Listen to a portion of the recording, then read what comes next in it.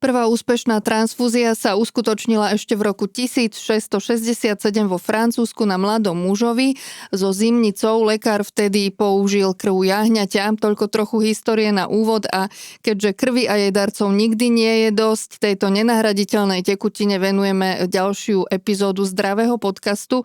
Svetový deň darcov krvi si pripomíname 14. júna a ja sa budem na túto tému rozprávať s pani Silviou Erdéliovou zo Slovenského červeného kríža, ktorá tam pôsobí ako koordinátorka pre darcov. Dobrý deň, ďakujem, že ste prišli. Ďakujem veľmi pekne za pozvanie. A teda hneď na úvod môžeme začať takou témou, keďže tá krv je naozaj veľmi dôležitá. Koľko životov vie zachrániť taký jeden odber krvi? Keď dáte krv do skúmavky a rozdelí sa vám na 3 časti, tak vlastne 3 ľudské životy, pretože tú krv rozdelíme na 3 časti a idú 3 pacientom. Takže 3 ľudské životy. To je dosť. A jeden by bol super. Jeden taký malý vačok, ktorý má 450 ml, dokáže zachrániť 3 ľudské životy. Čiže jeden odber krvi je 450 ml krvi. Dobre, Slovenský červený kríž je partnerom neziskového projektu zdravotnej poisťovne Dôvera, ktorý sa volá, má taký príznačný názov, že Moja krvná skupina. Jeho cieľom je pomôcť teda nájsť vhodných darcov krvi. Prezrate nám viac niečo ešte o tomto projekte. Hlavným cieľom v roku 2010 bolo poskytovať také výzvy v regiónoch, aby darcovia vedeli, kam a pre koho môžu darovať krv. A keďže bol veľmi záujem o vzdelávanie v tejto oblasti, tak ten projekt sa vlastne roztiahol aj na newsletter, rôzne porovnávanie liekov a darovania krvi a potom má veľmi veľkú poradňu, ktorú odporúčam každému, aby si pozrel. Čo tam vie nájsť ten človek? Vie tam nájsť napríklad, užíval som nejaký liek, mám takéto ochorenie, kedy môžem ísť darovať krv, alebo aj z čoho sa krv skladá, kde môžem darovať krv. A ten newsletter je určite tiež veľmi zaujímavý. Čiže pomohol vám tento projekt získať nových darcov krvi? Hlavne sa začali vzdelávať, začali medzi sebou komunikovať a vytvorili sme takú malú komunitu aj na sociálnych sieťach. V rámci toho projektu Moja krvná skupina aktuálne robíte aj kampaň, o ktorej nám poviete viac, lebo tu vidím už nejaké materiály, volá sa, že na Slovensku niečo chýba, tak nám povedzte viac o tomto projekte. Áno, teraz beží kampaň, na Slovensku niečo chýba. A akurát vidíte, že krvné skupiny A, 0 a B v názve chýbajú. Je to taká malá hra so slovíčkami, ale podstatné je, že vlastne každé 2 sekundy naozaj niekto potrebuje krv a môže chýbať a ide nám leto. Takže je to taký apel na všetkých, ktorí môžu darovať alebo ešte neskúsili a chceli by, aby si to naplánovali na jún. Čiže cieľom je tam primárne motivovať ľudí, aby prišli darovať krv, áno? Áno, pretože každé 2 sekundy ju niekto potrebuje a ide dovolenka, takže ideálny čas na darovanie krvi je máj, jún. Teda tá kampaň beží teraz už v tomto období, v týchto dňoch. Áno, už vlastne od včera, od 25.5. No na to som sa chcela spýtať v súvislosti s tým, že teda leto už podľa toho, aké sú teraz teploty, tak by sa dalo povedať, že je v plnom prúde, hoci ešte nie úplne, ale sú teda naozaj tie letné mesiace u vás také najkritickejšie, čo sa týka počtu darcov krvi, že ľudia sú rozlietaní na dovolenkách a tak ďalej, potom po dovolenkách možno majú nejaké obmedzenia.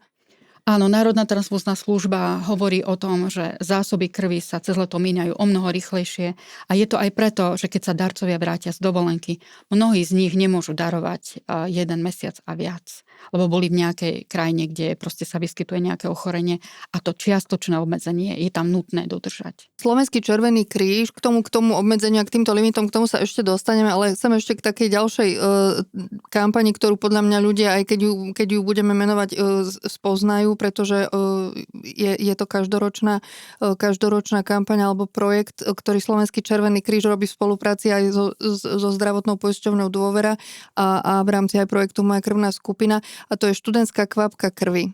Áno, minulý rok 31. ročník a vďaka nej učíme študentov alebo budúcich pravidelných darcov krvi o darovaní všetko, čo potrebujú vedieť a plus samozrejme odpovedáme na tie otázky, ktoré oni potrebujú, ako je to s užívaním antidepresív, ako je to s užívaním niektorých látok, ktoré oni užívajú a ako to nastaviť tak s darovaním krvi, aby tá kvalita krvi bola dobrá. Môže človek, ktorý užíva antidepresíva, darovať krv? Nemal by, predsa len potrebuje sa koncentrovať na svoje zdravie. Ale tým, že ich užíva, tak je predpoklad, že sa vylieči, že sa dá do poriadku a kedykoľvek sa môže informovať na darovanie krvi v odberovom centre. Mhm. Slovenský Červený kríž robí ešte takú takzvanú valentínsku kvapku krvi, hoci tá prebieha ešte vo februári, respektíve ešte pred tým sviatkom svätého Valentína, tak by sme si mohli ešte v krátkosti pripomenúť aj túto peknú kampaň. Máme to pekne rozdelené. Jednu máme na jar, jednu máme pre študentov. Tá valentínska sa snaží väčšinou tú lásku a tú láskavosť a tú empatiu nejako preniesť v tej krvi. 31. ročník, stále sa to nejako darí. Je obľúbená tá kampaň a niektorí darcovia navštevujú aj práve vtedy odberové centrá. Na Slovensku máme 41 odberových centier a kampaň je vo všetkých nich. Takže si môžu kľudne vybrať tam, kde sú doma. A máte pocit, že vám tam chodia vtedy častejšie aj páry, keďže je to valentínska kvapka krvi? Urobili sme zo párkrát aj takú kampaň, že sme losovali o rôzne maličké ceny aj páry, ktoré darovali a ešte sa držali za ruky na fotkách. Bolo to veľmi krásne a krásnu emóciu to aj v nich vyvolalo. Dobre, poďme teraz už k takým praktickým veciam, ktoré možno majú mnohí ľudia túto otázku, najmä tí, ktorí teda krv ešte nedarovali a chceli by to konečne skúsiť, tak pripomeňme si, kto všetko môže darovať krv, aké sú tam kritériá, aké sú tam obmedzenia. Minimálny vek je 18 rokov až do 60, váha 50 a musí sa ten človek cítiť zdravý. Pravidelní darcovia darujú aj do 65-ky, ale to sú darcovia, ktorí naozaj majú dlhú históriu toho darovania krvi. Čo sa týka nejakých zdravotných obmedzení, musia byť zdraví, ale povedzme, ak berú, lieky na vysoký krvný tlak, alebo ak majú ľahšiu nadváhu, alebo liečenú obezitu, cukrovku, títo ľudia nemôžu darovať krv? Sú také všeobecne platné pravidlá, na ktoré aj vieme odpovedať a sú aj zverejnené na všetkých weboch, ale ak majú pochybnosť, napríklad pri vysokom tlaku, ak je tlak stabilizovaný a užívajú pravidelné lieky, nie je dôvod preto, aby nedarovali krv. Ale ak majú pochybnosť, môžu kedykoľvek sa spýtať toho lekára, transfuziológa v tom odberovom centre, do ktorého idú. Dobre, mal by sa darca pred odberom, ak teda spĺňa všetky tieto kritériá, mal by sa nejako špeciálne pripraviť pred odberom? Špeciálne nie, ale je tam jeden mýtus, ktorý môžeme hneď vyvrátiť. Áno, poďme na to. Pred odberom krvi kvôli cukrovke u všeobecného lekára alebo pri preventívke ideme na lačno. Ale pred darovaním krvi je dobré sa naraňajkovať a deň predtým vypiť aspoň 2 litre vody. Je to pre naše zdravie a preto, aby sme ten odber zvládli úplne v pohode. Máte aj nejaké možno tipy na aké by tie raňajky mali byť, povedzme, alebo aké by určite byť nemali? No, nemajú byť mastné, ani ťažké, môžeme si odpustiť nejaké ťažké syry, stačí niekedy chleba s maslom s lekvárom, alebo nejaká drobná zelenina, ovocie. Niekomu stačí aj banán, ale nie sú to raňajky. A dôležité je aj ten pol litra vody, ten tekutý. Ešte ráno predtým. Áno, ešte ráno. A môže byť aj káva. Ja hovorím vždy, že bez mlieka, aby to bolo úplne také ideálne. Takže káva môže byť pred Môže byť káva. Musíte mať dobrý tlak, aby ste mohli darovať krv. Jasné. A niekto bez tej kávy proste má taký nižší. Taká Anetka Parišková by k tomu vedela povedať veľa vecí. Ona teda patrila alebo patrí k darcom krvi? Ona podporovala naše kampane a vždy, keď sme aj boli na pracovisku odborovom, tak vždy hovorila, musím si zabehať, lebo môj tlak je veľmi nízky. A naozaj to tak je, že buď si dáte kávu alebo nejaký fyzický pohyb, ale my tam máme skvelých zdravotníkov v tých odborových centrách a oni sa postarajú o to, aby daroval len ten človek, ktorý sa cíti v dobrej kondícii. A čo sa týka, povedzme, dňa predtým, ako pôjdem darovať krv, mal by som sa, povedzme, vyhnúť piťu alkoholu, alebo ja neviem, tomu, aby som nešla spať veľmi neskoro, aby som prišla vyspatá, oddychnutá? Ideálne je v ten deň necvičiť, nebehať, áno, žiaden bicykel, nič také, čo je fyzicky namáhavé, vypiť aspoň 2 litre vody, nie sladkej, nejaké sladené napoje, ale naozaj vodu alebo nejaký čaj. A dobre sa vyspať. Ten organizmus by mal byť oddychnutý. Predsa len ho čaká darovanie krvi a ono na ten odber bude reagovať, čiže aby bol čo najväčšej pohode. Čo sa týka alkoholu, to už sme si povedali, myslím, a samozrejme, že predpokladám, že to platí aj pre ostatné nejaké návykové alebo omamné látky, že nič také. Keď si predstavíme, že tá krv ide napríklad malému dieťaťu alebo ťažko chorému človeku na onkologickom oddelení, tak si neviem predstaviť, väčšina darcov povie, áno, vydržíme aj 8 hodín predtým nefajčiť, aj 12 hodín nemať žiadnu oslavu, ani si nedávať nič, ani pivo ktoré má napríklad aj malú percentuálnu alkoholovú zložku. Keď sme pri tom fajčení, predpokladám, že takí ťažkí pravidelní fajčiari zrejme asi úplne tú krv darovať nechodia, alebo áno, ale oni naozaj vydržia niekoľko hodín predtým teda nefajčiť. Máte Myslím takú si, že tí skúsenosť? ťažkí fajčiari úplne nie, alebo nie, minimálne nie tak často, lebo naozaj to treba vydržať tých 8 hodín, 6 až 8 hodín. A takisto aj po odbere treba nejakú chvíľku vydržať, lebo vtedy sa už stará darca o seba po odbere. To si povieme potom ešte, že čo bude po odbere.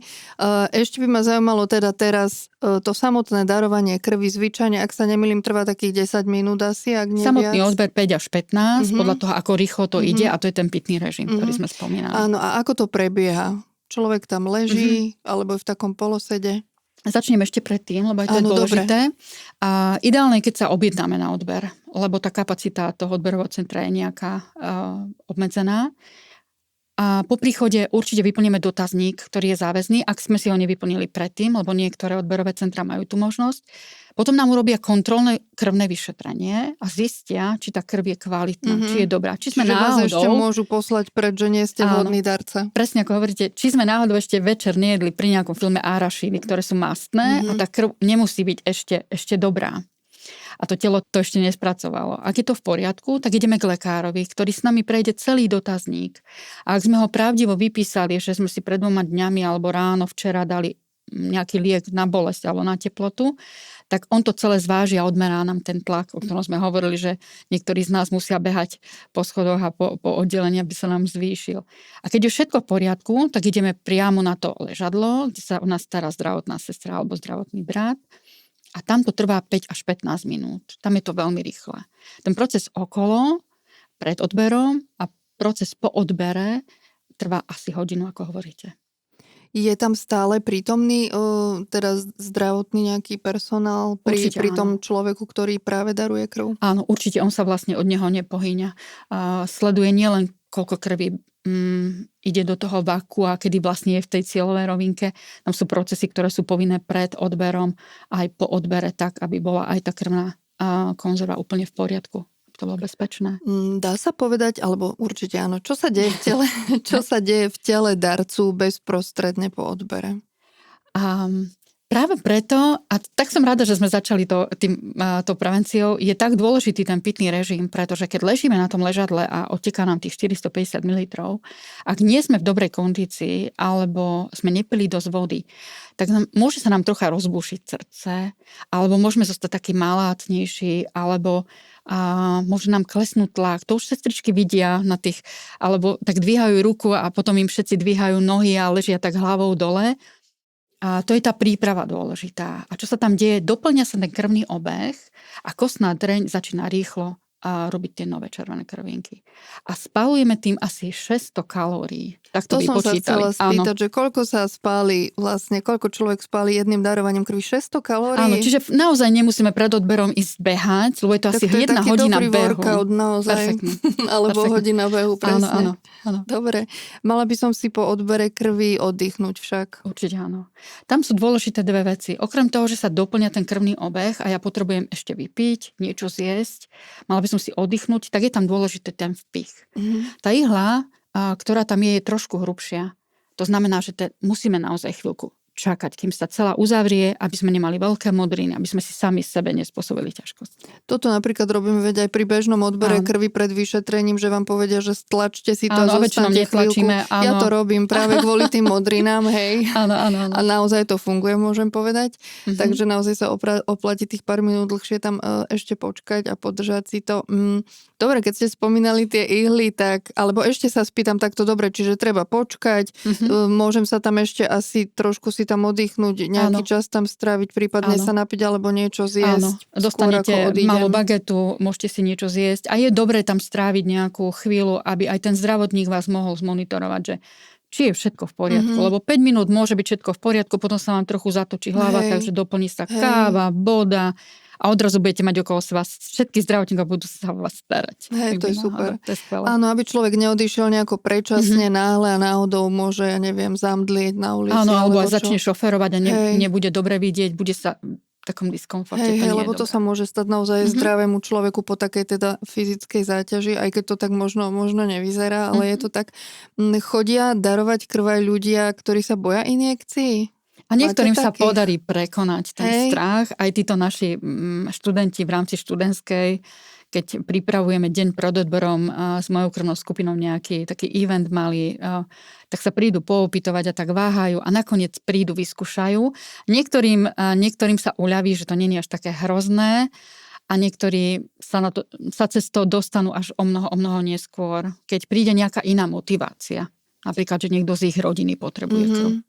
A mali ste takéto, spomínate si, predpokladám, že za tie roky vám toľko rôznych aj ľudí, aj ľudských príbehov, osudov prešlo, čo vám tak možno zarezonovalo, niečo také osobné zo strany, či už tých, ktorí boli darovať krv a mali na to nejaký takýto dôvod, alebo tých, ktorí proste tú krv potrebovali?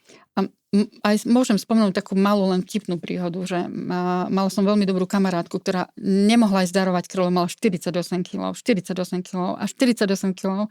A potom mi raz napísal, že už mám 50, tak hneď na druhý deň bola objednaná a jeden jediný krát darovala krv, pretože s tou váhou mala problém. Niekedy to môže byť taká maličkosť, ktorá nám nedovolí splniť všetky podmienky.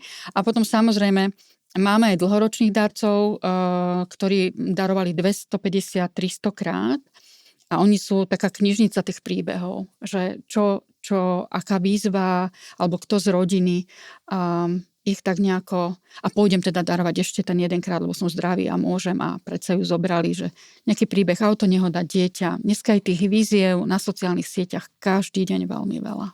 A to, ako ste povedali, to je taký, v podstate taký úplne najobyčajnejší a pritom strašne krásny dôvod, že idem darovať tú krv, pretože som zdravý a môžem. Áno. Že v podstate je to niečo úplne jednoduché, a dá sa povedať. v dnešnej dobe je to v podstate až výsada, lebo veľmi veľa ľudí aj navonok zdravých užívajú nejaké lieky alebo liečia sa nejaké obdobie na chronickú chorobu a nemôžu darovať. Sú z toho úplne smutní a nešťastní, že ako keby im bolo odopreté. Hej, ja som napríklad mala osobne takú skúsenosť, že keď som prekonala onkologické ochorenie, už to je asi 18 rokov dozadu, tak som potom tak nejako mala taký pocit, že chcem to nejakým spôsobom vrátiť a chcela som darovať krv. Neviem, prečo som nad tým neuvažovala predtým, ale to je jedno. Ale presne kvôli tomu, že som bola bývalá onkologická pacientka a zároveň aj som anemická, chudokrvná. A k tomu teda sa ešte dostaneme. Takže vlastne tieto dve indispozície ma zaujímajú, že či to tak je dlhodobo, alebo už ako keby doživotne, že keď človek je bývalý onkologický pacient, hoci už naozaj prešli roky, rokuce a je v poriadku a zároveň aj keď má teda nedostatok železa, že anemicky, či to znamená, že už nikdy nebude môcť darovať krv. U onkologických pacientov oni majú taký proces za sebou a liečbu niekedy, ktorá je tak agresívna, že oni môžu byť zdraví na to onkologické ochorenie z tohto pohľadu, ale ich krv alebo ich fyzická kondícia nemusí byť taká pevná, aby to ustála. Lebo je to 450 ml a to telo začne vytvárať teplo, jak sme hovorili, začne reagovať. A nebolo by to asi dobre. Možno je to individuálne, ale pravidlo je, že onkologický pacient po liečbe už darovať krv nemôže. Ale so železom je to možno trocha jednoduchšie. A moja krvná skupina urobila brožúrku, ja takto ukážem. Áno, môžete ju dať možno tak bližšie k sebe. Ja len poviem, že je to taká brožúrka receptov, o čom vlastne vy poviete a volá sa, že 12 zdravých receptov pre darcov krvi. Áno, čiže hneď vám ju potom dáme, Dobre. Aby ste si mohli začať variť a nedostatkom železa trpia hlavne ženy, ale aj muži, ale hlavne ženy a niekedy sa to dá opraviť stravou a niekedy treba riešiť s odborníkom, hematológom. Je určite dobré to nenechať len tak. Takže aj zdravý darca krvi, ktorý jednoducho, povedzme, netrpí tým nedostatkom železa, by si mal asi to nejako tak strážiť, aby naozaj to železo mal. Áno. Ale predpokladám, že aj tak aj keď je to, povedzme, darca krvi, ktorý už, povedzme, 200 krát bol darovať krv, vždy predtým absolvuje to vyšetrenie, ktoré povie, že či má toho železa dosť. Ten proces je rovnaký, lebo je bezpečný. A je na to smernica, podľa ktorej sa musí dodržať ten postup. Dobre, môžem darovať krv, ak sa povedzme, teda blíži sa to leto, ak sa vrátim z nejakej exotickej dovolenky, z ďalekého zahraničia, môžem darovať krv? Ak sa vrátite nejakej európskej krajiny, tam to nie je také prísne. Ak sú není vydané nejaké varovania ohľadom zápalonilskej horúčky alebo nejakého iného ochorenia, teraz momentálne nie sú. Ale ak sa vrátite z mimo európskej krajiny, tam sú krajiny, kde nemôžete darovať napríklad mesiac. Egypt alebo Thajsko, 1 až 6 mesiacov. Takže odporúčam vždy, keď ideme napríklad do nejakého odberového centra, zdvihnúť telefón a opýtať sa, aké je aktuálne to obdobie, kedy darovať krv nemôžem. Bude to mesiac, alebo je to aj viac.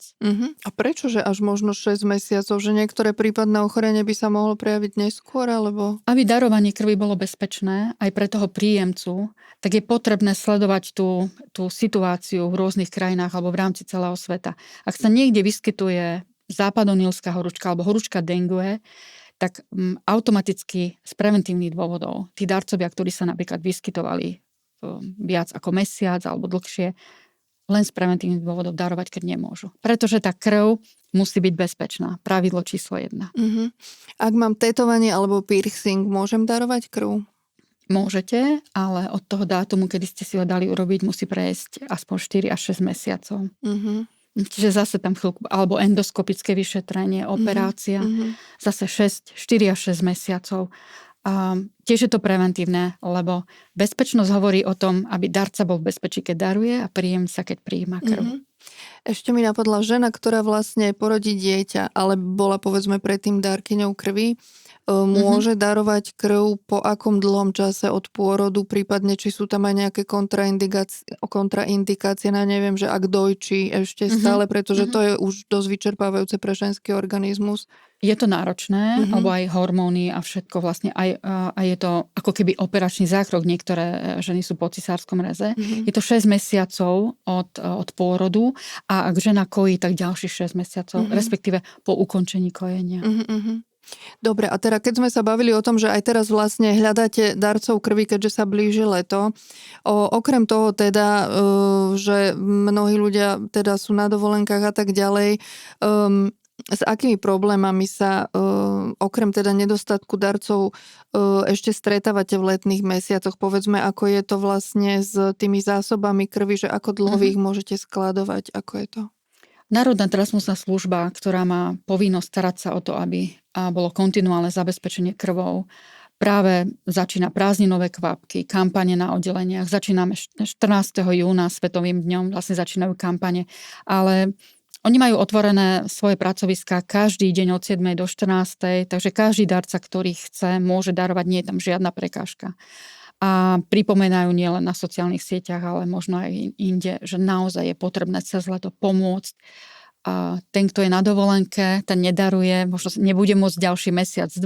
Takže tí, ktorí sú doma a môžu pred festivalom, kde si dáme tie mastné jedlá, kde si dáme všetky tie dobré veci, tak darujeme krv. A mnohí darcovia to tak aj robia. Ďaká Bohu teda. A čo sa týka, povedzme, takých období, ako keď je ten čas chorôb, taký tie, ja neviem, skoré jarné mesiace, jesenné mesiace, chrípkové epidémie, mávate aj vtedy kolísavé zásoby krvi? Určite sú, lebo pravidelných darcov je asi 300 000 na Slovensku a možno, že keby bol dvojnásobok, tak by sme boli omnoho radšej. Sú tam prísne pravidlá, čo sa týka nejakého prístupu na pracovisko, ale možno dôležitejšia ešte informácia, že keď darujem krv dnes a do 14 dní mám pocit, že mám chrípku alebo naozaj ochoriem, tak tam je povinnosť zavolať do toho odberového centra a upozorniť, že daroval som vtedy a vtedy, ale som chorý. Takže tá krv bude pravdepodobne stiahnutá. A zrejme aj keď človek potom dostane COVID napríklad. Alebo napríklad aj to. Dobre, a s tým COVIDom, keďže ten COVID ešte stále teda je medzi nami, tak povedzme pri tom náraste covidu, keď ho býva viac, čo býva paradoxne aj po tých letných mesiacoch, jednak je tam už jeseň, jednak ľudia sa vracajú z rôznych miest, ale lietajú a tak ďalej a nedodržiavajú úplne tie bezpečnostné opatrenia, tak bývajú aj vtedy problémy jednak s darovaním krvi a teda s tými zásobami? Ja si myslím zo skúseností z minulých rokov, že najväčším problém bol, keď vypukol COVID prvýkrát. Vtedy poklesol počet darcov až o 70%. A Vždy si tak hovorím, že pokiaľ Národná transfúzna služba neurobí tlačovú konferenciu o tom, že je mimoriadne veľký nedostatok krvi, tak stále sa im darí ju doplňať vďaka tým pravidelným darcom, vďaka mobilným odberom, ktoré robí Slovenský Červený kríž a iné kultúrne domy a rôzne obce sa zapájajú, aby sme im teda všetci pomohli splniť tú povinnosť, ktorú majú a ktorá je teda naozaj veľmi zodpovedná. 70% pokles darcov krvi, to je obrovské množstvo. Ako sa to vtedy riešilo? No, okrem tlačovej konferencie, ktorá sa urobila a nebolo možné robiť mobilné odbery, bola to veľmi ťažká situácia, úplne nová, tak vlastne, čo bolo úžasné, tak sa zaviedol registračný systém pre darcov krvi, to znamená, začali sa objednávať a tým, že sa začali objednávať, tak sa dalo všetko tak nejako ľahšie zvládnuť, lebo bola predstava, koľko darcov príde v ten deň a bolo jasné, koľko z nich bude možno vyradených a dalo sa počítať s nejakým objemom krvi. Že zase to zachránili darcovia krvi, ktorí boli disciplinovaní a objednávali sa, zostalo to až do dnes. To je super. A čo sa týka darcov krvi, ktorí sú naozaj že mnohopočetní, tak máte takého, ktorý naozaj daroval krv už úplne že najviackrát počas teda toho vášho, povedzme, pôsobenia v Slovenskom Červenom kríži, čo si pamätáte? My sme k výročiu prvej transfúzie na Slovensku 2023 vydala Národná banka Slovenska pamätnú medailu. Tak sme sa rozhodli, že tým darcom nad 150 ju darujeme, keď sa u nás registrujú a prihlásili sa nám aj darcovia, ktorí majú viac ako 350 odberov. Je ich málo, ale sú takí. Je to pravdepodobné, že darujú od 18 rokov a veľmi často a pravidelne nevynechajú ani jeden odber. To je krásne, tak práve mám takýchto darcov čo najviac. A možno na záver, keby sme si tak ešte tak sa prihovorili ľuďom, aj tým, ktorí tú krv darujú a sú v tomto takí poctiví, disciplinovaní a ochotní, ale aj tým, ktorých možno presvedčíme vďaka tomuto podcastu, že pôjdu prvýkrát, tak čo by ste im tak odkázali, alebo na čo by ste chceli tak upozorniť? A chcela by som im odkázať, že život sa dá zachrániť niekoľkými spôsobmi. Darovaním potravín, poskytnutím prvej pomoci a darovaním krvi. A zdá sa mi, že z toho všetkého najmenej stresujúce a úplne najľahšie je prísť si ľahnúť na 15 minút do odberového centra a darovať 450 ml krvi. A spáliť pritom 600 kalórií. Niekoho presvedčí možno práve toto číslo. Má to veľa výhod. Ďakujem krásne za rozhovor, že ste si našli čas. Ďakujem veľmi pekne za pozvanie. Všetko dobré prajem a ja teda na záver ešte dodám, že o darcovstve krvi som sa rozprávala s pani Silviou Erdeliovou zo Slovenského Červeného kríža. Zdravý podcast si môžete aj naďalej vypočuť na platformách Spotify či Apple Podcast. Nájdete nás aj vo videoformáte na YouTube kanáli siete Penta Hospitals. Budeme radi, ak nám dáte odber a zanecháte pozitívne hodnotenie. Ďakujem, že ste boli s nami. Ostaňte zdraví.